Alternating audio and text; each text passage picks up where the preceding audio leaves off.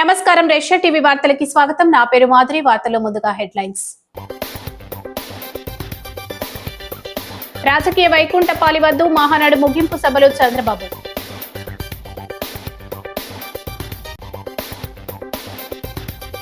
ప్రజల ఆలోచనలకు అనుగుణంగానే అభివృద్ధి రాజమహేంద్రవరం ఎమ్మెల్యే ఆదిరెడ్డి శ్రీనివాస్.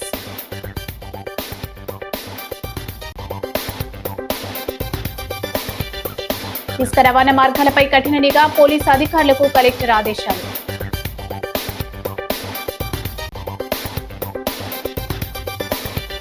వర్మ కాలనీలో ఘనంగా ఆలయ ప్రతిష్టాపన, తరలివచ్చిన రాజకీయ ప్రముఖులు, భక్తులు.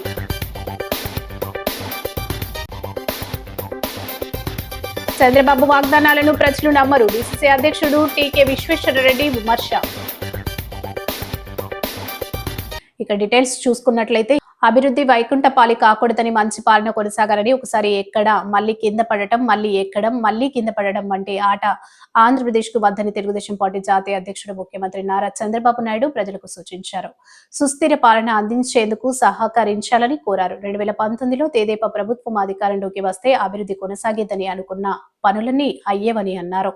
ఆర్థిక ఉగ్రవాదులు రాష్ట్రాన్ని సర్వనాశనం చేశారని, వారి గుండెలో రైళ్లు పరిగెత్తిస్తారని హెచ్చరించారు. రాయలసీమను రాష్ట్రానికి మణిహారంగా మార్చేందుకు రాయలసీమ మిషన్ అమలు చేస్తున్నట్లు ప్రకటించారు. దేవుని కడపలో తెదేపా మహానాడు ముగింపు సందర్భంగా నిర్వహించినటువంటి భారీ బహిరంగ సభలో గురువారం ఆయన మాట్లాడారు.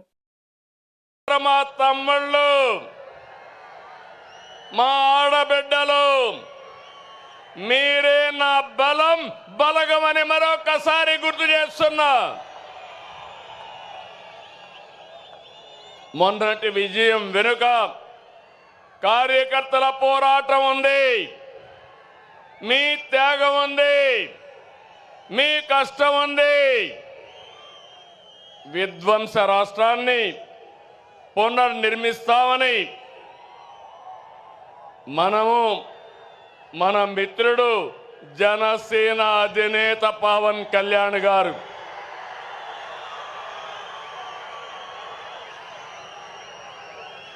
అదే మరిగా నరేంద్ర మోడీ గారి నాయకత్వంలో ఉన్న బీజేపీ ముగ్గురు కలిసాం, కూటమి ఏర్పాటు చేశాం. తమ్ముళ్ళు, అది చేస్తే దాని ప్రభావం అంతా ఇంత కాదని మరొకసారి విజ్ఞప్తి చేస్తున్నా. 94% స్ట్రైక్ రేట్, 57% ఓట్ షేరు, అదిరిపోయే మెజారిటీలు. ఒకప్పుడు ఎన్నికల అసెంబ్లీ అంటే 10,000, 15,000 మెజారిటీ వచ్చేది. మొన్న ఎన్నికల్లో కొత్త వాళ్ళకి సీట్లు ఇచ్చినా 83 మందికి 30,000 మెజారిటీలు వచ్చాయి. 30 మందికి 50,000 మెజారిటీ వచ్చింది. 10 మందికి 70,000 వచ్చింది. ముగ్గురికి 90,000 పైన మెజారిటీ వచ్చిందంటే ఇక్కడే గాజువాక ఎమ్మెల్యే పల్లా శ్రీనివాస్ ఉన్నాడు. 94,000 మెజారిటీ, అత్యంత మెజారిటీ. అదే మరి భీమనిపట్నంలో గంటా శ్రీనివాసరావుకి అదే మెజారిటీ వచ్చింది. మంగళగిరిలో తెలుగుదేశం పార్టీ యువగళం నాయకుడు నారా లోకేష్కి 92,000 మెజారిటీ వచ్చింది. వైనాట్లు గొడ్డలి పోట్లు అనేది మన రాజకీయం కానే కాదు. ప్రజలిచ్చిన అధికారాన్ని బాధ్యతలా భావించి ప్రతి క్షణం కష్టపడి పనిచేయడం మన విధానం. ఏడాదిగా అదే చేస్తున్నాం. సరిగ్గా ఏడాది క్రితం రాష్ట్రంలో చిమ్మ చీకట్లలో అస్తవ్యస్త పరిస్థితిలో ఉంది. విధ్వంస పాలనతో రాష్ట్రం 30 సంవత్సరాలు ఎన్నికెళ్ళింది. స్థానిక సారంగధరమెట్ట బర్మా కాలనీలో శ్రీ లక్ష్మీ గణపతి కోదండ రామ సుబ్రహ్మణ్య సాయి సహిత దేవాలయ పునర్నిర్మాణ విగ్రహ ధ్వజస్తంభ ప్రతిష్టాపన మహోత్సవ శుక్రవారం అంగరంగ వైభవంగా జరిగింది. మాజీ కార్పొరేటర్ అజ్జరపు వాసు ఆలయ కమిటీ ఆధ్వర్యంలో ప్రత్యేక పూజలు నిర్వహించారు. 45 సంవత్సరాల పురాతన చరిత్ర కలిగిన ఆలయాన్ని అజ్జరపు వాసు ఆధ్వర్యంలో పునర్నిర్మాణం చేసి ఈ నెల 27వ తేదీ నుంచి విగ్రహ ప్రతిష్టాపన మహా కుంభాభిషేక మహోత్సవాన్ని ఘనంగా నిర్వహించారు. ఈ సందర్భంగా ప్రతిరోజు ప్రత్యేక పూజలు, అభిషేకాలు నిర్వహించారు. టీటీడీ ఆస్థాన పండితుల చేతుల మీదుగా శుక్రవారం ఉదయం 8:16 శాస్త్రోక్తంగా విగ్రహ ప్రతిష్టాపన, ధ్వజస్తంభ ప్రతిష్టాపన, అభిషేకాన్ని నిర్వహించారు. రాజనగరం ఎమ్మెల్యే బత్తుల బలరామకృష్ణ, గుడ మాజీ చైర్మన్ గన్ని కృష్ణ, ఏపీ హౌసింగ్ కార్పొరేషన్ మాజీ చైర్మన్ మెడపాటి షర్మిలారెడ్డి, ఆలయ కమిటీ సభ్యులు పాల్గొన్నారు. అనంతరం భక్తులకు భారీ ఎత్తున అన్న సంరాధన జరిగింది.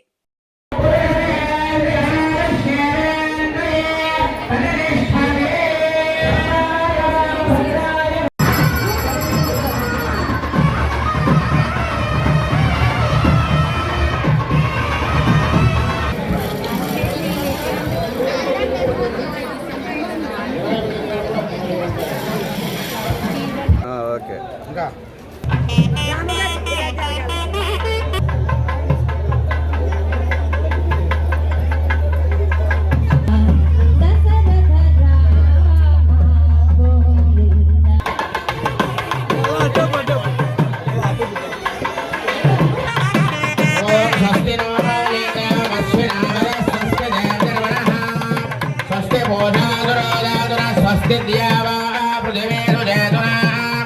स्वस्तये वायु प्रवामहे सोमो स्वस्ति भुवनस्य यस्पतिः बृहस्पतिं सर्वगणं स्वस्तये स्वस्तयादित्यासो भवन्तु नः विश्वे देवानो अद्य स्वस्तये वै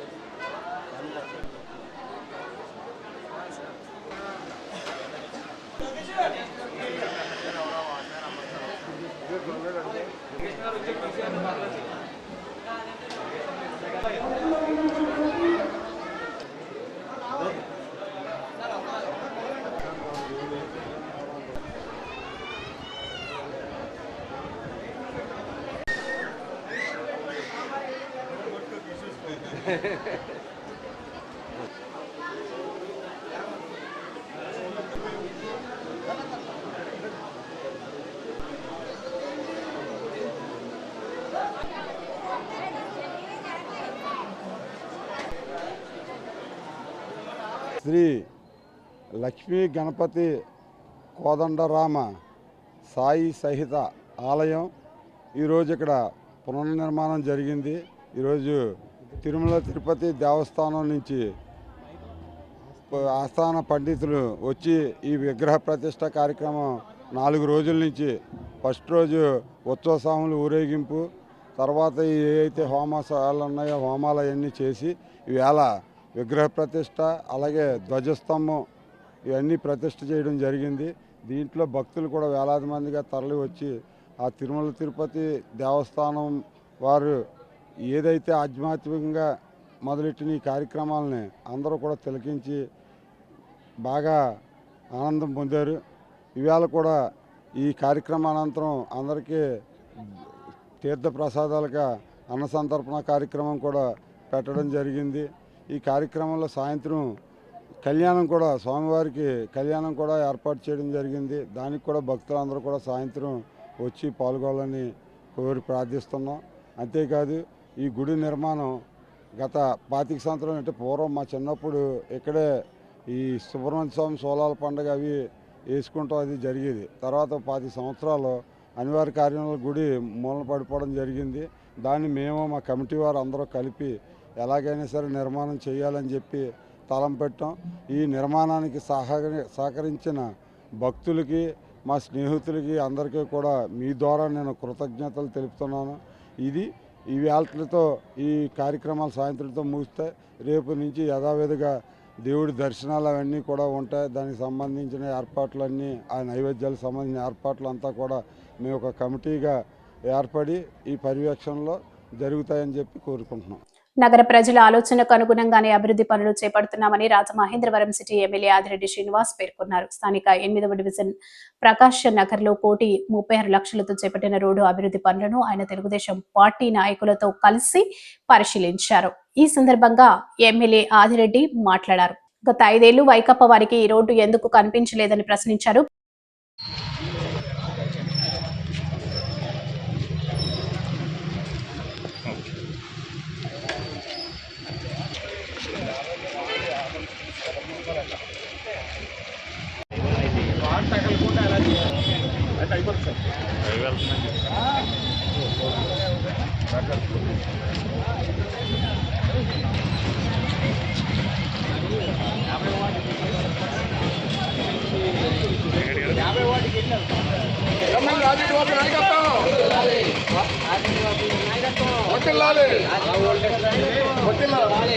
ఎనిమిదో డివిజన్ చాలా రద్దీ ఉన్న రోడ్డు, ప్రధానమైన రోడ్డు, చాలా ఇబ్బందికర పరిస్థితిలో ఉండడం. కూటమి అధికారంలోకి వచ్చిన తర్వాత మేము పదే పదే చెప్తా ఉన్నాం, అభివృద్ధి కార్యక్రమాలు డబుల్ ఇంజన్ బండిలాగా వెళ్తూ ఉన్నాయి. చెప్పాం డబుల్ ఇంజన్ సర్కార్ అంటే ఎలా ఉంటుంది అన్నది మేము ప్రజలకి తెలియజేసే విధంగా కార్యక్రమాలు ఉంటాయని మొదటి రోజు నుంచి చెప్తా ఉన్నాం. దానికి అనుగుణంగా ఈ రోజున అభివృద్ధి కార్యక్రమాలు అదే రీతిలో పరిగెడతా ఉన్నాయి. రాజమండ్రి సిటీ నియోజకవర్గంలో ఈ రోజున 1,36,00,000తో 805 మీటర్ల రోడ్డుని ఈ రోజున సీసీ రోడ్డు వేయడం జరుగుతూ ఉంది. ప్రధానమైన రోడ్డు వస్తూ ఉన్నప్పుడు చాలా మంది డాక్టర్స్ వచ్చారు, మంచి పాష్ లొకాలిటీ, దాంట్లో ఉన్న వాళ్ళు పెద్దలు కూడా వచ్చి ధన్యవాదాలు కూటమికి ఈ రోడ్ వేస్తూ ఉన్నారు. అధ్వానంగా ఉంది. ఒక్కొక్కసారి ఈ రోడ్లోకి ఎందుకు అని చెప్పి అవసరమైతే వచ్చేవాళ్ళం, కానీ లేకపోతే ప్రత్యామ్నాయంగా ఇంకో రోడ్ల నుంచి వెళ్ళే పరిస్థితి అన్నారు.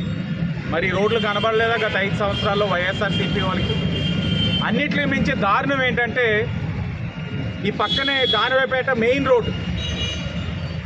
స్వతహాగా బుర్రున్నవాడు ఎవడైనా ఏం చేస్తాడంటే అక్కడ ఉన్న పరిస్థితులు బట్టి, ఇప్పుడు మీరు ఎవరైనా రావచ్చు, ఏ హాస్పిటల్కి లోపలికి వెళ్ళడానికి ఇబ్బంది లేకుండా డెవలప్మెంట్ యాక్టివిటీ నడుస్తూ ఉంది. గట్టిగా ఉంటే 3 రోజుల్లో క్లోజ్ చేస్తామని కూడా హామీ ఇచ్చొచ్చాం.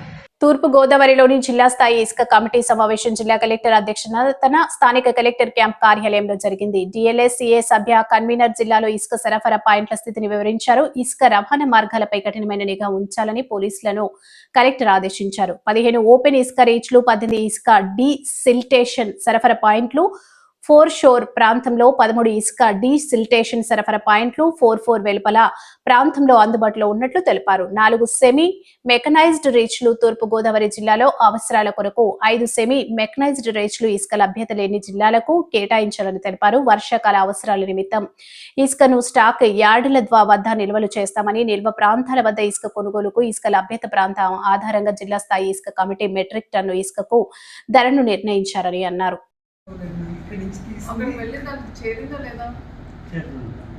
ఆన్లైన్ అప్డేట్ అవుతుంది. 8,500 ఉంది మ్యామ్ ఆన్లైన్. ఇక్కడ ఎస్కవేటెడ్ కూడా 8,500. వితిన్ డిస్ట్రిక్ట్ బోర్డర్స్ ఏమేమి? నల్లజర్ల, ఒకటి గోకవరం దగ్గర, కాకినాడ హైవే, ఒకటి కడియం దగ్గర, ఒకటి Kadiyam, Gokavaram.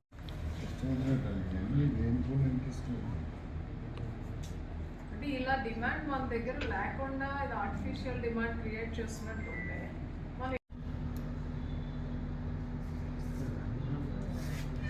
they are booking sand in our district address, but it is going outside.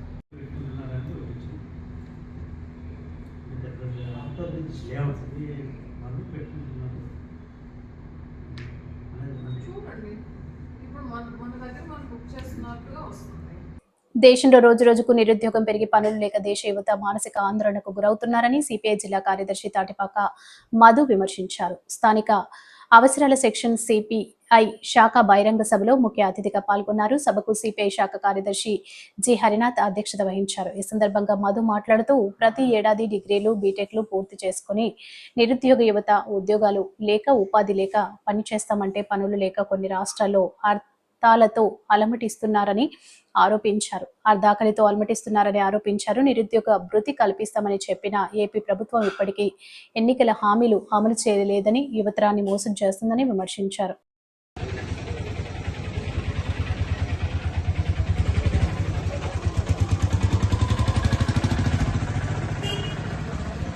Section communist party శాఖ కార్యదర్శిగా ఎన్నికైన హరినాథ్ గారిని మీరు అందరూ తప్పట్లు కొట్టి స్వాగతించవలసిందిగా, అభినందించవలసిందిగా కోరుతున్నాను. కెప్టెన్. ఓకే. అలాగే ముందుగా ఇటీవల పహల్గామ్లో మరణించిన కుటుంబీకులకు, యుద్ధంలో మరణించిన వీర జవాన్లు అందరూ కూడా మనం అందరూ లేచి 2 నిమిషాల పాటు మౌనం పాటించవలసిందిగా కూర్చున్నాం. భారత కమ్యూనిస్ట్ పార్టీ సిపిఐ శాఖ మహాసభలు రాజమండ్రి ప్రాంతంలో అంగరంగ వైభవం జరుగుతున్నాయి. అన్ని ప్రాంతాల్లో కూడా 100 జెండాలు నాటి, అదేవిధంగా 100 జెండాలు పెట్టి అంతా కూడా చాలా ఉత్సాహపూరితంగా జరుగుతున్నాయి. మొన్న క్వారీ ఏరియా, నిన్న కూరగాయల సెక్షన్, ఈరోజు అప్పల సెక్షన్ జరుగుతుంది. అలాగే రేపు మద్దపేట అని కూడా జరగబోతున్నాయి. ఒకటే కోరుతున్నాం, ఈరోజు భారతదేశంలో నిరుద్యోగ సమస్య చాలా తీవ్రంగా ఉంది. ప్రతి ఏడాది కూడా డిగ్రీలు బీటెక్లు పూర్తి చేసుకుని యువత అందరూ కూడా పట్టా పట్టుకుని వస్తున్నారు. కానీ ఉద్యోగాలు లేవు. మరోపక్క ఉపాధి కూడా లేదు. ఈ తరుణంలో నిరుద్యోగం అంతా కూడా అడ్డాకులతో అలమటిస్తున్నారు. అంతేకాకుండా కేంద్ర రాష్ట్ర పాలకులు కూడా నిరుద్యోగాలను మోసం చేస్తూనే ఉన్నాయి. అందుకనే నిరుద్యోగ సమస్యని ఇమీడియట్ గా పరిష్కారం చేసి వాళ్ళు ఉద్యోగాలు ఇవ్వాలని కోరుతున్నాం. అదేవిధంగా గుంటూరు జిల్లా తెనాలిలో 3 యువకులను అమానుషంగా పోలీసులు కొట్టారు. వాళ్ళే వీడియో తీశారు. ఇది వీడియో తీసి తప్పు ఎవరో చేయకూడదు భవిష్యత్తులో అని చెప్పారు. యోగాంధ్ర ప్రచార కార్యక్రమంలో భాగంగా నగరంలోని గ్రాండ్ టంక్ రోడ్ లో జరుగుతున్న యోగా సాధన కార్యక్రమం వరుసగా 5వ రోజు శుక్రవారం కూడా కొనసాగింది. వైద్య అధికారులు, వైద్యులు, మెడికల్ ఆఫీసర్స్ అండ్ డాక్టర్స్ అనే ఇతివృత్తంతో వైద్య ఆరోగ్య శాఖ ఈ కార్యక్రమాన్ని నిర్వహించింది. ఓఎన్జీసీ కమ్యూనికేషన్స్ అధికారి డాక్టర్ పి రామచంద్ర యోగా సాధన చేయించారు. యోగా ప్రోటోకాల్ ను అనుసరిస్తూ 45 నిమిషాల పాటు సూక్ష్మ వ్యాయామం, త్రికోణాసనం, భద్రాసనం, భుజంగాసనం మొదలైన ఆసనాలు వేయించారు. గిన్నిస్ రికార్డు గ్రహీత, జిల్లా క్రీడా ప్రాధికార సంస్థ విద్యార్థిని వి సాత్విక అభ్రపరిచే రీతిలో యోగాసనాలను వేశారు. అనంతరం ధ్యానం చేయించారు. ఈ కార్యక్రమానికి హాజరైన జేసీ చిన్న రాముడు మాట్లాడుతూ అంతర్జాతీయ యోగా దినోత్సవం జూన్ 21వ తేదీ వరకు ఈ యోగాంధ్ర కార్యక్రమం కొనసాగుతుందని, ప్రతి ఒక్కరూ ప్రతిరోజు ఈ కార్యక్రమానికి హాజరు కావాలని సూచించారు.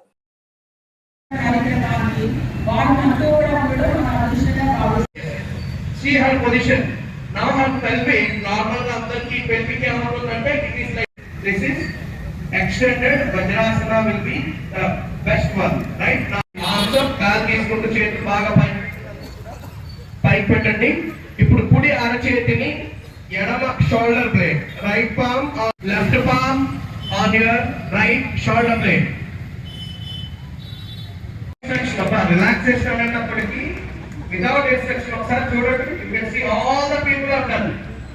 స్లోలీ గాలి తీసుకుంటూ కుడి కాలు పైకి లేపండి, right leg up. Classical is holding your ankle. Now stay here. Your body resemble like a bridge. Stay to. Me portal and 3, 2, 1. Release. Relax yourself. Now slowly release.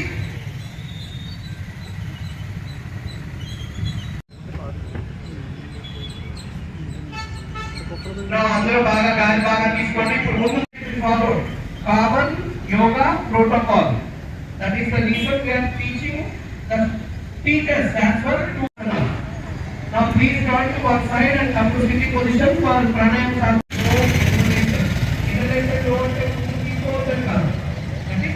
గడిచిన ఎన్నికల్లో కూటమి ప్రభుత్వం సూపర్ 6 పేరుతో ఇంటింటికి వచ్చి హామీలిచ్చి ఏడాది గడుస్తున్నా ఇప్పటికి వరకు వాటిని అమలు చేయకుండా మళ్లీ మహానాడులో ముఖ్యమంత్రి చంద్రబాబు కొత్త వాగ్దానాలు చేయడం విడ్డూరంగా ఉందని డీసీసీ అధ్యక్షుడు టీకే విశ్వేశ్వరరెడ్డి ఆగ్రహం వ్యక్తం చేశారు. ది రాజమండ్రి ప్రెస్ క్లబ్ లో శుక్రవారం జరిగినటువంటి మీడియా సమావేశంలో టీకే మాట్లాడుతూ చంద్రబాబు వాగ్దానాలను ప్రజలు నమ్మే పరిస్థితుల్లో లేరన్నారు. ముందుగా సూపర్ 6 హామీలను నెరవేర్చాలని డిమాండ్ చేశారు. నారా లోకేష్ ను హైలైట్ చేసుకోవడానికి టీడీపీ మహానాడు ప్రోగ్రాం పెట్టుకుందని, దీనివల్ల ప్రజలకు ఎటువంటి ఉపయోగం లేదన్నారు. తల్లికి వందనం, నిరుద్యోగ భృతి, రైతులకు 20,000, మహిళలకు నెలకు 1,500 ఉచిత బస్సు, గ్యాస్ సిలిండర్స్ ఒక్క హామీ కూడా అమలు చేయలేని దుస్థితిలో కూటమి ఉందన్నారు. నారా లోకేష్ ఉన్నంత కాలం పవన్ రాష్ట్రానికి ముఖ్యమంత్రి కావడం అసంభవమని ఈ విషయాన్ని ఆయన గ్రహించాలన్నారు.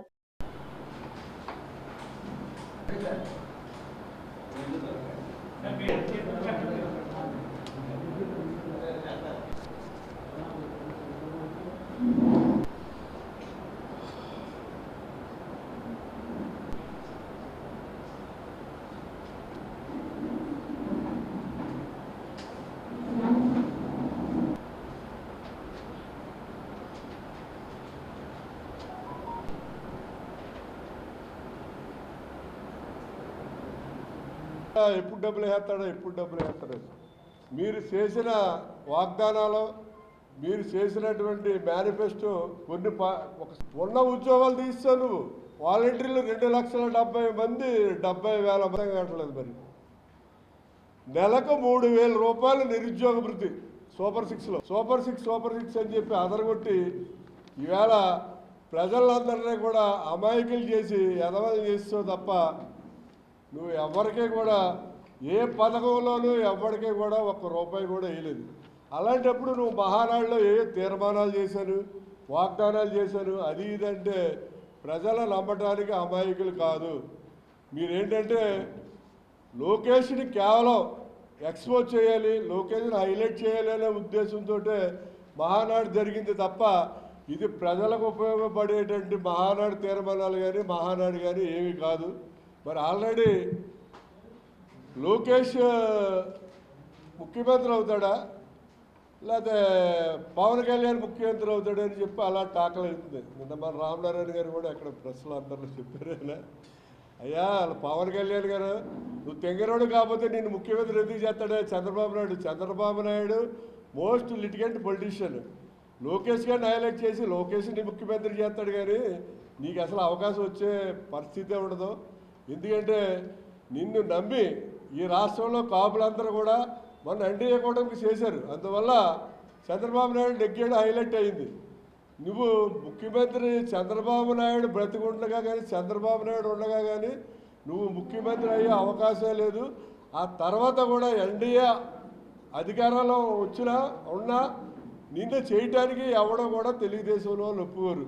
ఎందుకంటే ఒకసారి మీ అన్నయ్య కాపులందరినీ ముంచాడు, మళ్ళీ రెండోసారి నువ్వు కూడా మళ్ళీ మునిగిపోయి ఈ కాపులందరినీ మళ్ళీ ముంచే పరిస్థితి ఉంది. కానీ నువ్వు చంద్రబాబుతో ప్రయాణం చేసినంత కాలం నువ్వు ఈ రాష్ట్రానికి ముఖ్యమంత్రి అయ్యేది అనేది అసంభవం, అయ్యే ప్రసక్తే ఉండదు.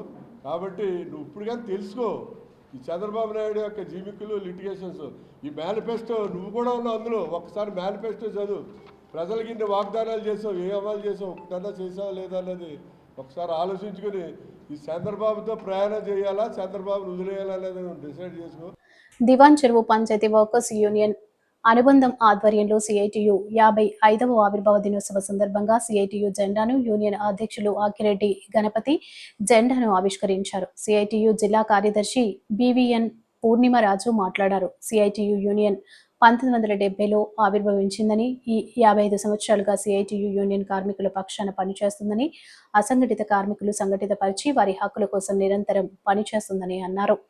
పంచాయతీ కార్మికులు మార్చి, ఏప్రిల్ 2 నెలల వేతనాలు మే నెల జీతంతో కలిపి 3 నెలల జీతం జూన్ 6లోపు చెల్లించాలని డిమాండ్ చేశారు.